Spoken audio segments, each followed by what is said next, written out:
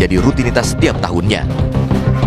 Sejumlah bencana terjadi akibat dari menurunnya kualitas lingkungan. Banjir bandang yang menerjang kota Bandung beberapa waktu lalu disinyalir sebagai akibat dari alih fungsi lahan di kawasan Bandung Utara. Banjir bandang disertai tanah longsor yang menyapu Kecamatan Tiris, Kabupaten Probolinggo, Jawa Timur, diduga kuat disebabkan oleh hutan di lereng Pegunungan Argopuro mulai gundul.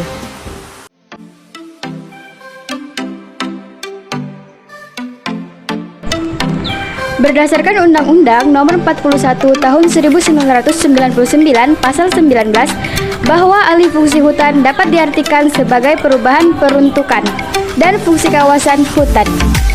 Perubahan peruntukan kawasan hutan ini terjadi melalui proses tukar-menukar antara kawasan hutan dan pelepasan kawasan hutan tersebut.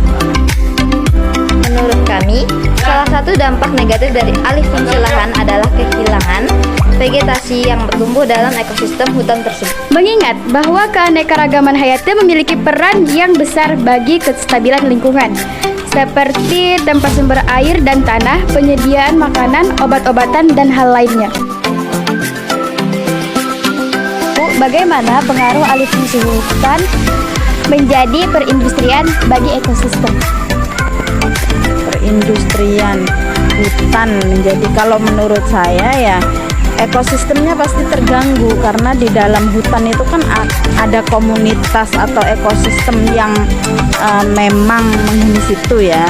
Jadi kalau menurut saya bagi ekosistem sudah nyata terganggu karena tidak sesuai fungsi awalnya, fungsi dasarnya.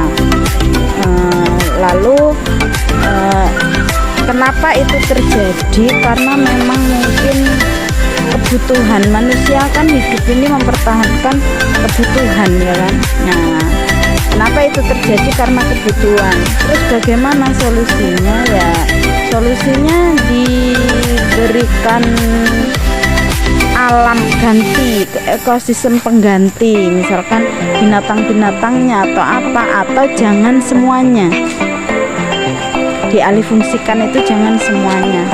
Tapi kan kita tidak menutup mata ya bahwa perindustrian ini semakin maju, ya kan? Semakin maju untuk apa ya? Untuk memenuhi kebutuhan manusia juga yang semakin meningkat, semakin bertambah, dan kebutuhan itu tidak tercukupi atau tercover dengan industri yang sudah ada gitu. Jadi ya tidak sepenuhnya menolak, tapi kita juga harus punya solusi bagaimana ekosistem itu agar tidak sepenuhnya terganggu. Karena kalau itu rusak, ekosistem yang awalnya itu tadi rusak kan juga circle kehidupan kan juga nggak pas kayak gitu. Kalau menurut saya itu. Jadi gunakan alih fungsi itu sebaik-baiknya karena kita sudah mengorbankan ekosistem yang tadinya sudah ada di situ. Alih fungsi hutan dapat merusak lingkungan serta membuat hewan kehilangan habitatnya.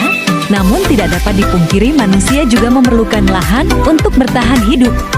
Untuk itu, solusinya adalah dengan mengganti lahan yang telah dialih fungsi dengan reboisasi.